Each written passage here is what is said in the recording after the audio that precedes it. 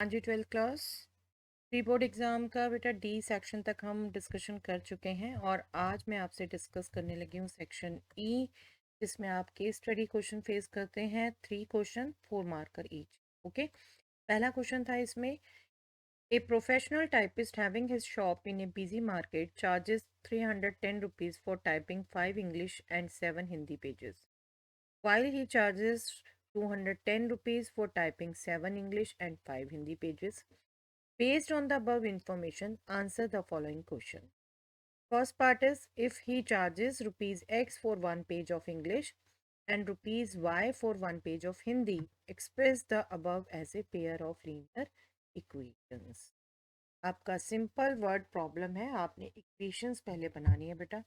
6 से आपको प्रैक्टिस है। देखिए सिंपल, रुपीज एक्स चार्ज है वन पेज ऑफ इंग्लिश का एंड रुपीज वाई चार्ज है one page of Hindi.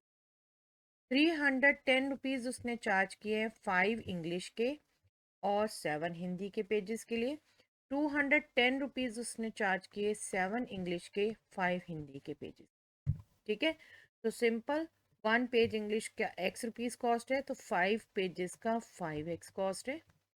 One page Hindi का वाई रुपीज़ कॉस्ट है तो 7 पेजेस का 7y कॉस्ट है। और ये 310 टोटल कॉस्ट हो गई फर्स्ट वाली, और दोनों ही यूनिट्स रुपीज़ है। जब हम कंपैरिजन करते हैं यूनिट लिखते हैं। ठीक है, पहली इक्वेशन ये हो गई। दूसरी में अब 7 इंग्लिश पेजेस टाइप किए हैं तो 7x उसकी कॉस्ट हो गई। 5 हिंदी पेजेस किए हैं तो 5y उसकी कॉस्ट हो गई और टोटल कॉस्ट है 210। ओके, ये आपकी दो इक्वेशन बन गई। चलिए नेक्स्ट क्वेश्चन देखते हैं। Express the information in the terms of the matrix equation. देखिए इक्वेशन हमने क्या बनाई अभी, 5x plus 7y is 310, 7x plus 5y is 210। तो बस इसको मैट्रिक्स फॉर्म में लिखना है। ए एक्स इक्वल टू बी, इसमें आपको स्पेशली ए एक्स और बी क्या क्या है वो आपने ध्यान से बताना है। ए क्या होता है बेटा, कोफिशिएंट मैट्रिक्स। तो 5 7 7 5 ये आपकी ए हो गई। 5 7 first row, 7 5 second row. X आपकी कॉलम मैट्रिक्स होती है जहाँ वेरिएबल होते हैं एक्स एंड वाई, दो वेरिएबल। और बी आपकी कांस्टेंट मैट्रिक्स होती है, जो कांस्टेंट है राइट साइड में, वो आप लिखते हैं कॉलम मैट्रिक्स। ठीक है, तो A X equal to B ये एक्सप्रेस हो गया। Now using matrix method find the value of X and Y. Matrix method use करके आपने फाइंड आउट करना है। तो सबसे पहले डिटर्मिनेंट फाइंड आउट कर लें बेटा। That means determinant of this matrix, this is 25 minus 49, that means minus 24, which is not equal to 0, that means solution system is consistent. ठीक है, सॉल्यूशन एग्जिस्ट। और अब आपको 2 by 2 मैट्रिक्स दी हुई है तो आपको फटाफट इनवर्स निकालना आता है। एंड सॉल्यूशन है, सॉल्यूशन क्या है, x is equal to A inverse B. A inverse आप क्विकली निकालेंगे 1 upon determinant A into adjoint A. ठीक है, डिटर्मिनेंट ए हम निकाल चुके -24, और एडजॉइंट ए आपको 2 by 2 का शॉर्टकट पता है बेटा, डायगनल एलिमेंट्स इंटरचेंज, और क्योंकि दोनों सेम है सेम रहेंगे, और ऑफ डायगोनल के साइन। ये आपका एडजॉइंट हो गया। और बी मैट्रिक्स आपकी कॉलम मैट्रिक्स थी 310 210। बस इसको कैलकुलेट करिए, और लेफ्ट साइड में आपकी कॉलम मैट्रिक्स है एक्स वाई, कंपेयर करिए एक्स वाई को, पहले कैलकुलेट करें। 300 इसको ऐसे लिखते हैं, this is 1550 minus 1470, and this is minus 2170 plus 1000. This is now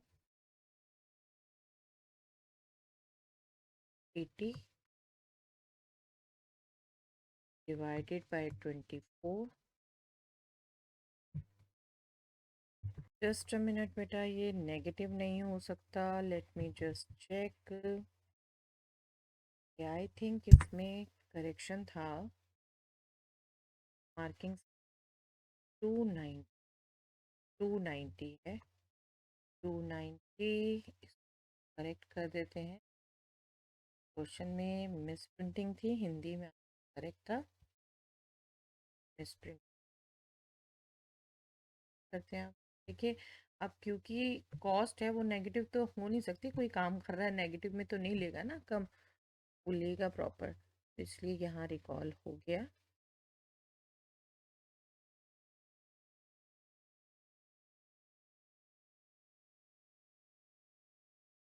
दोनों change, this will be 2 0, this will be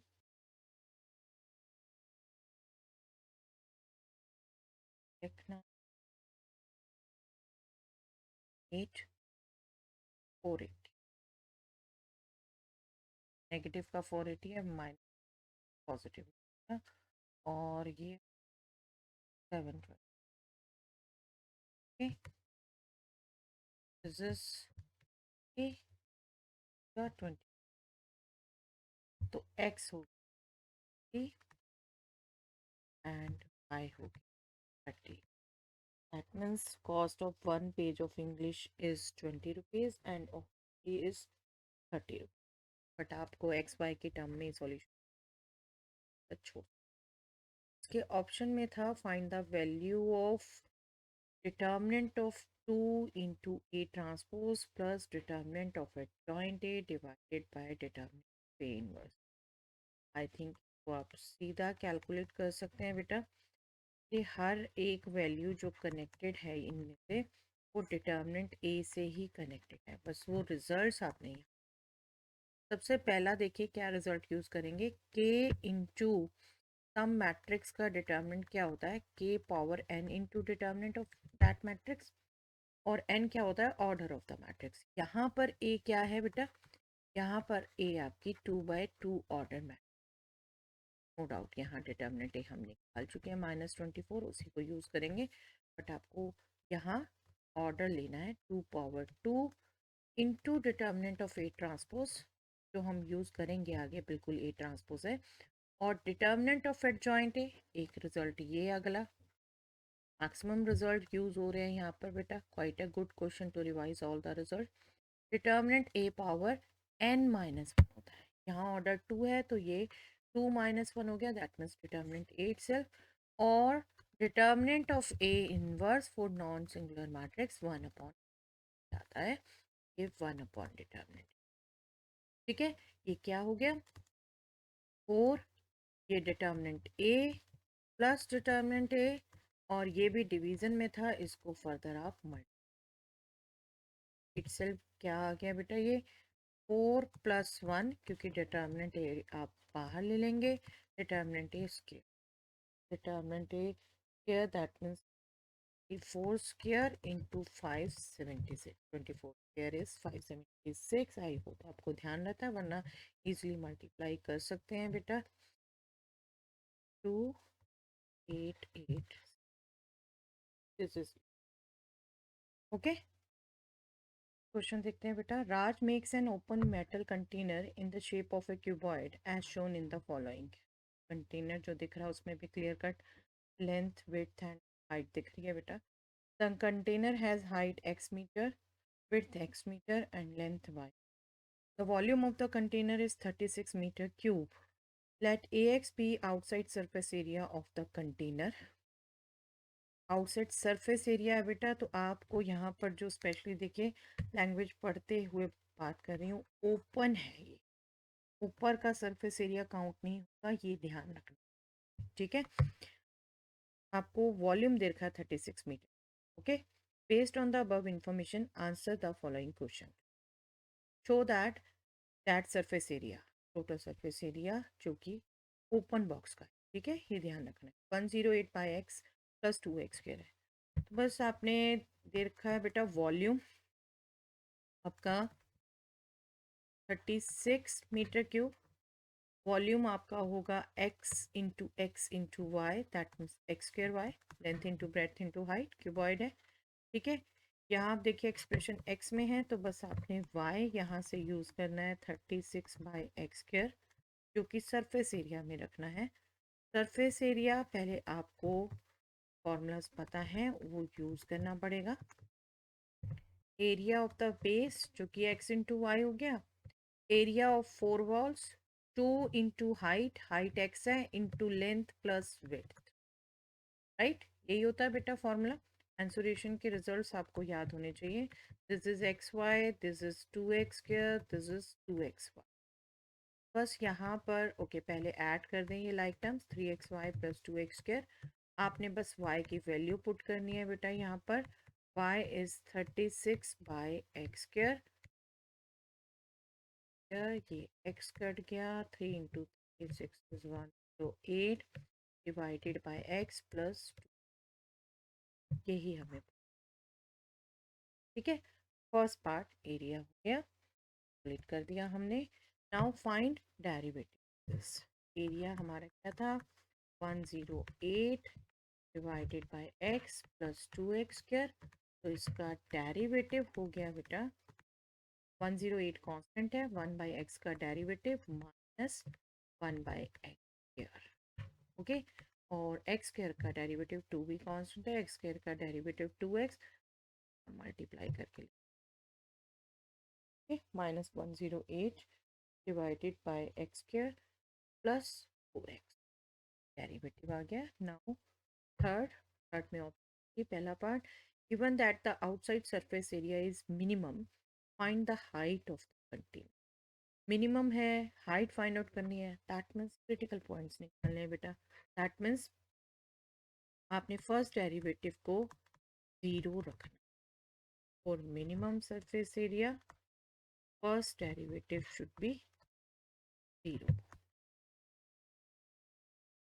Okay, that means minus 108 divided by x² plus 4x is, that means 108 divided by x² is 4x, that means x cube will be 108 divided by 4, this will be 27, so x will be 3, 7 is 3 power 3, right, powers are same, so big will be 0. तो height ही थी ना ये, height will be 3 metre. आपको volume metre में दे रखा था, height पूछिए exact, x नहीं तो हाइट, दैट इज 3 मीटर। इसके ऑप्शन में था find the minimum outer surface area of the country. देखिए आपका मिनिमम आउटर सरफेस एरिया के लिए भी ये पिछला वाला पार्ट करेंगे ही आप quickly. X equal to 3 calculate करेंगे आप, x इक्वल टू 3 जब कैलकुलेट करेंगे फिर सेकंड डेरिवेटिव कैलकुलेट करेंगे, राइट।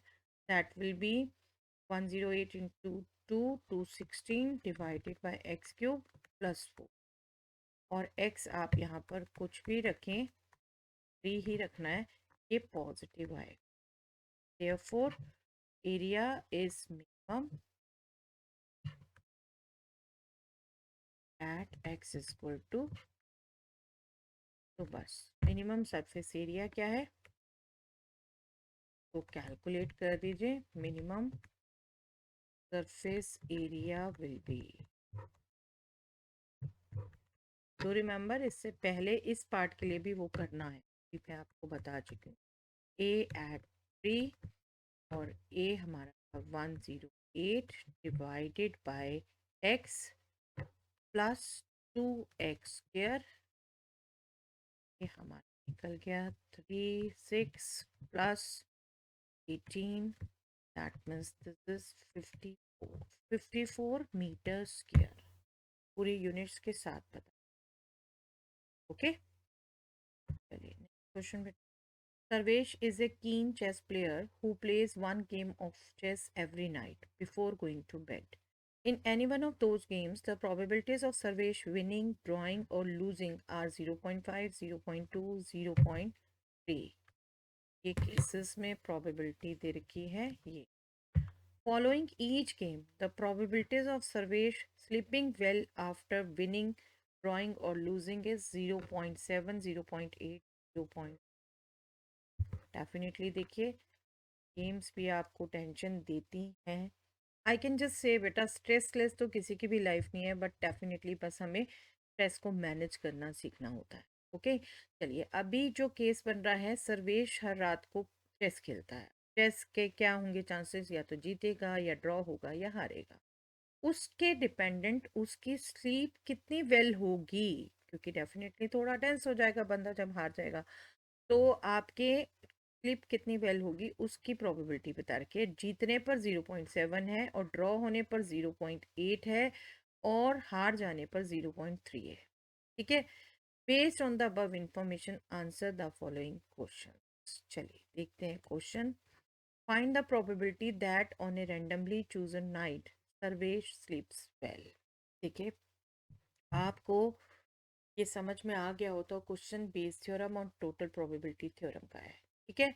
और इनके लिए मैंने आपको सिंपल सा फंडा दे रखा है कि आप इवेंट्स एज्यूम करिए, और इवेंट्स एज्यूम करिए इस बेस पर कि पहली एक्टिविटी क्या है, उसकी आउटकम्स क्या है, और फिर दूसरी आउटकम का रिजल्ट पता है वो. ठीक है.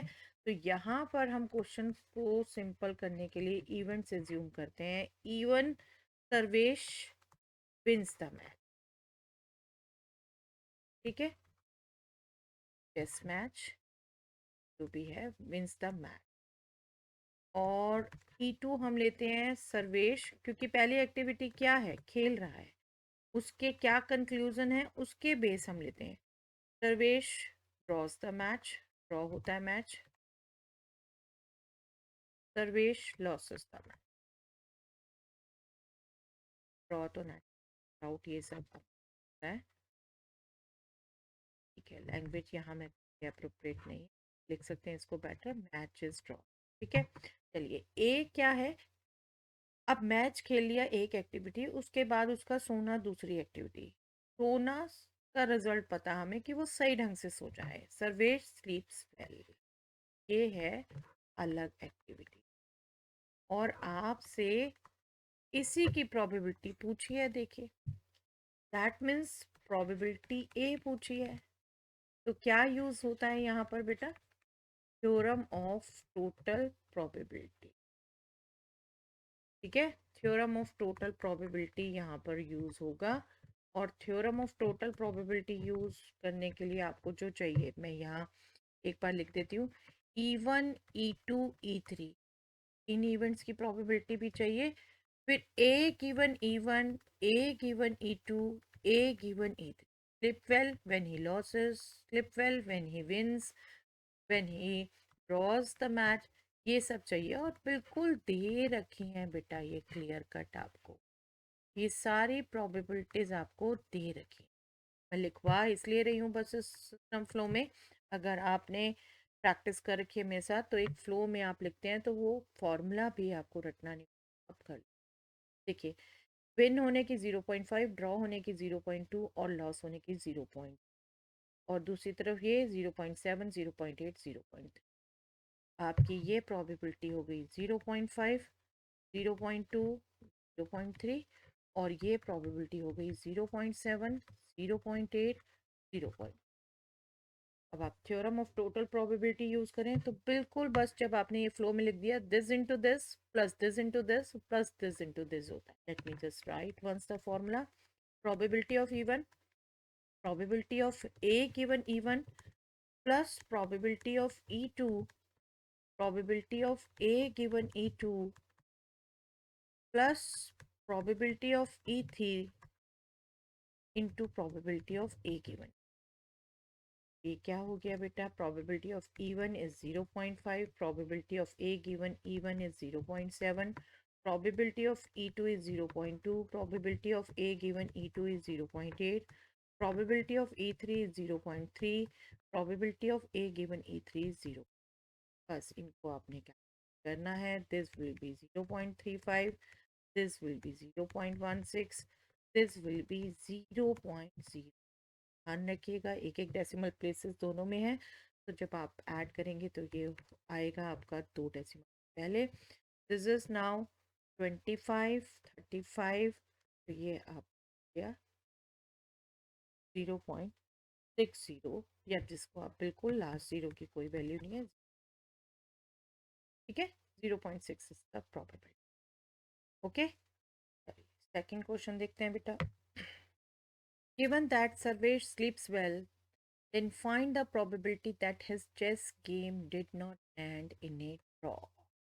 ड्रॉ होने वाली इवेंट हमने क्या मानी थी बेटा, E2, और ये did not and in A draw माना है, कब पूछा है, जबकि गिवन दिया है कि स्लिप वेल, दैट मीन्स जो हमसे पूछी है प्रोबेबिलिटी वो E2 नॉट गिवन ए पूछी है। Got it. जनरली नॉट वाली नहीं पूछी जाती है, क्वेश्चन में नॉट पूछी है, बट लैंग्वेज आप पढ़ो अच्छे से तो समझ पा रहे हो। और सिंपल हमने नॉट वाली प्रोबेबिलिटी का फॉर्मूला यूज करना है बेटा, this will be 1 minus probability E2 given है, और इसको हमें बाय बेस थ्योरम निकालना आता। ठीक है, तो स्टार्टिंग में थोड़ा केयरफुल होना है, नॉट लिखा है तो आप केयरफुल। ओके, इसको अब बेस थ्योरम से क्या करेंगे, जो ये हम एक्सप्रेशन अभी सीख चुके हैं, probability E2 into probability A given E2, और नीचे सम ही आना है जो कि हम निकाल चुके हैं अभी, तो सीधा वही यूज कर लेते हैं। प्रोबेबिलिटी ए, E2 था हमारा 0.2, ए गिवन E2 था 0.8, और ये हमारा आया बेटा 0। एक बार चेक कर लेते हैं हम सही पुट कर रहे हैं, देखिए E2 0.2, ए गिवन E2 0, ठीक है, कट कर सकते हैं हम 0.2, ये हो गया 3, and this will be approximately 2 सा 3 6 एक कंटिन्यू रहेगा, ठीक है। आप इसको लिख सकते हैं 2 डेसिमल तक लिखेंगे 7, ठीक है, अप्रोक्सीमेट वैल्यू 0.7 है, 0.7, दिस इज ऑल्सो अप्रोक्सीमेट। ये प्रोबेबिलिटी हो गई that the match does not and in A draw given that Sarvesh slips well. Okay, चलिए यहाँ पर बेटा कंप्लीट डिस्कस हो जाता है पेपर। आई होप ये सभी डिस्कशंस आपके हेल्पफुल रह रहे हैं। Not only this, I will suggest बेटा आप प्री बोर्ड ही नहीं, पिछले 5 साल के बोर्ड एग्जाम्स के भी सभी क्वेश्चंस करके देखिए, और सॉल्यूशन सभी प्रोवाइड किए हुए हैं मैंने आपको, सॉल्यूशन। ओके, चलिए, ऑलवेज डू योर बेस्ट बेटा, ऑल द बेस्ट।